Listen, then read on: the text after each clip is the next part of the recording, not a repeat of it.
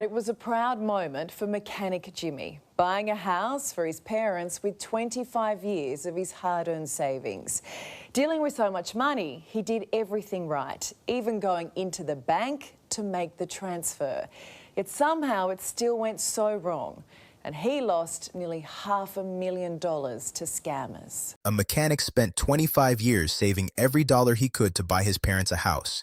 And when the day finally came to transfer the money, he did everything right. He walked into his bank, asked a teller for help, and watched them press the buttons to send his life savings to what he thought was his conveyancer's account. But instead, $449,000 vanished into the hands of scammers. I was angry. Every little thing just... So our relationship it's been hard. So, yeah. 25 years of life savings, gone, just like that. And now he can't even look at the house he bought without feeling sick. Jimmy, a hard-working mechanic from near Wollongong, south of Sydney, Australia, described the devastating aftermath in words that will break your heart. He said he doesn't want the place anymore, that they had little plans there, but he can't put the key in the door every day knowing what happened to him. If this is your first time on this channel, hit that subscribe button because this story reveals exactly how scammers are stealing life savings even when victims do everything they're supposed to do.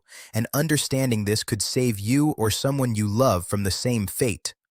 What makes this case particularly infuriating is that Jimmy didn't make a careless mistake at home on his computer. He physically walked into his Commonwealth Bank branch specifically because he wanted the transfer done safely and professionally, and bank staff still helped send his money directly to criminals without catching any of the obvious warning signs. I trusted this bank. I trusted the people that worked here. And where does customer responsibility end and corporate responsibility start? This is the terrifying reality of modern financial fraud. Scammers have become so sophisticated that they can intercept legitimate business transactions and redirect hundreds of thousands of dollars, while everyone involved believes they're doing exactly what they should be doing. Jimmy and his wife Leanne had found the perfect property overlooking Lake Illawarra, a home where they could care for Jimmy's aging parents while staying close to their own children. The purchase price was supposed to be around $1.1 million, but by the time the scam was finished, it had cost them $1.5 million plus what Jimmy painfully described as the destruction of his brain. Jimmy trusted conveyancer Kylie Drain to handle the property settlement. But somewhere along the road, Jimmy, a long-time mechanic, ended up on a collision course with a scammer in the works. To handle the property settlement, Jimmy trusted a conveyancer named Kylie Drain from Active Property Conveyancing. This is standard practice in Australia where conveyancers manage the legal and financial details of property transfers. But somewhere in this process, a scammer infiltrated the communications and set a trap that would destroy everything Jimmy had worked for. The timing couldn't have been worse for the family, and scammers often seem to strike when people are at their most vulnerable. Jimmy was in and out of hospital at the time, dealing with a serious infection that required antibiotics feeding directly into his bloodstream through a bag he carried with him constantly. Meanwhile, Leanne was grieving the recent death of her mother from a stage 4 brain tumor. I lost my mum at the start of it as well, to stage 4 brain tumour, which was very hard. Their minds were elsewhere, their defenses were down, and they were simply trying to get through a difficult time while completing what should have been a straightforward property purchase. On Melbourne Cup Day in November 2023, Jimmy and Leanne went to their local Commonwealth Bank branch to transfer nearly $500,000 to their conveyancer's account. Jimmy explained that when you walk into a Commonwealth Bank, you think about armor guards, trust, protection, vaults. You think the bank is there to protect you. He asked the bank teller for help with the transfer because he wanted to make sure such a large amount of money would be handled safely. But what happened next was anything but safe. The scammer, posing as the conveyancer, had sent Jimmy an email with fraudulent bank account details. Instead of the conveyancer's legitimate Westpac company account, the email directed payment to a personal ANZ account in Melbourne. Jimmy showed the email to the bank teller, and according to his account of that day, she simply said to tell her who he wanted to pay. Jimmy responded that they should do what the email says since they just got the paperwork. The teller entered the information, and they left. And with that, 25 years of life savings was gone, just like that. Jimmy points out something crucial that the bank staff should have noticed. They weren't transferring his $449,000 to a company Westpac account as you would expect for a legitimate conveyancing business. They were sending it to a personal ANZ account belonging to an individual in Melbourne. That discrepancy alone should have triggered questions, should have prompted verification, should have made someone pause and confirm the details before pressing the button that sent nearly $500,000 into the hands of criminals. The discovery moment came when Jimmy received a phone call from his conveyancer that shattered his world. She told him he had paid into the wrong account. The money had gone somewhere else entirely. Everything just went blank for Jimmy in that moment as the reality of what had happened began to sink in. Commonwealth Bank said it tried to recall the funds 6 days after the transfer, but it was far too late. The entire amount had been withdrawn from the ANZ account just 2 days after it arrived. The money had already been distributed and disappeared. Victoria's Office of Public Prosecutions is now prosecuting a woman named Rebecca Greedy, identified as the owner of that ANZ account.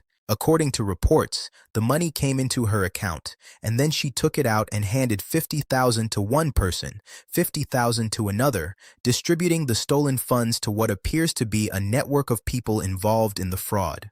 When investigators from A Current Affair visited Active Property Conveyancing, the company said its email system wasn't hacked and that their systems remained secure with business operating as usual.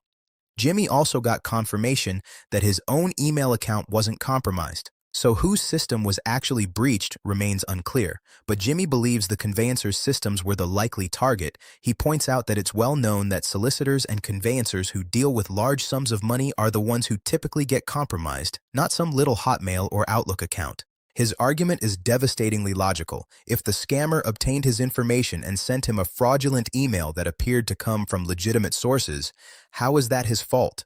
The conveyancing firm responded by pointing to a disclaimer below the email signature that advised clients to contact them before transferring funds. Because Jimmy didn't make that verification call, they say they won't be triggering their insurance coverage to help recover his losses. The conveyancer at the center of the storm, Kylie Drain, has since left the company. When reporters tried to reach her by phone, she didn't respond. When they reached out to her on LinkedIn, her account was immediately deleted. Jimmy took his complaint to the Australian Financial Complaints Authority, hoping for some form of justice or reimbursement. AFCA noted that Jimmy and branch staff gave conflicting statements about what happened that day, and while they accepted that staff may not have appeared professional when processing the transaction, they ultimately ruled in favor of Commonwealth Bank, primarily because the couple had signed a form stating that everything to do with the transaction was in order. But Jimmy argues that his poor health and the recent death of Leanne's mother meant they weren't in the right headspace to fully understand what they were signing. AFCA also stated that the bank is not required to advise customers about their transactions or check whether transactions are in their customers' best interests, a ruling that Jimmy describes as making AFCA a toothless tiger, especially when you consider that the organization is largely funded by the banks themselves. Commonwealth Bank provided a detailed response about how it understands the distress the scam has caused the family, but notably did not respond as to whether it would extend any goodwill toward Jimmy and Leanne. This is particularly galling when you consider that the bank's half-yearly profit exceeded $5 billion. They could make this family whole without even noticing the expense, yet they choose to hide behind technicalities and signed forms. The emotional toll on the family has been devastating beyond just the financial loss. Leanne described how Jimmy is now always angry, how every little thing sets him off, how their relationship has become hard and strained. She said simply that it's taken a toll on all of us. Jimmy expressed his frustration in a way that captures the helplessness victims feel. He said he should have gotten the money out in cash and physically walked it to the conveyancer, because at least then, if someone came at him with a knife or a gun, he would have had a 50-50 chance of keeping his money. But against scammers who steal with nothing more than an enter button, what chance did he have? Here are the critical warning signs and lessons from this case that could protect you from the same fate. First, always verify bank account details through a separate communication channel.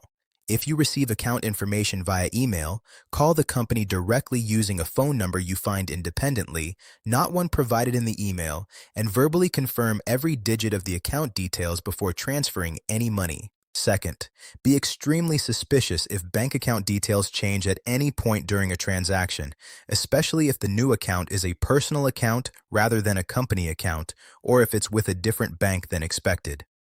Third, when making large transfers at your bank, specifically ask the teller to verify that the receiving account name matches the intended recipient. A mismatch between a personal account name and a company name should stop the transaction immediately.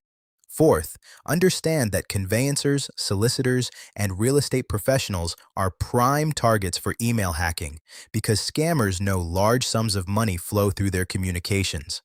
Fifth, if you're going through a major life stress like illness or grief, consider having a trusted family member or friend double-check any major financial transactions with fresh eyes. If you found this story important and you want to protect yourself and the people you care about from similar devastation, please subscribe to this channel and share this video. The banks continue to post billions in profits while refusing to make victims whole. The complaint authorities side with financial institutions, and hard-working people like Jimmy are left broken and broke with no path to justice. The lesson from this case is not that Jimmy did anything wrong. He did everything a reasonable person would do. The lesson is that our financial systems have failed to keep up with sophisticated scammers, and until banks face real consequences for processing obviously suspicious transactions, these crimes will continue destroying lives. Verify every detail independently. Trust nothing that arrives by email alone, and never assume that going to your bank in person means you're protected.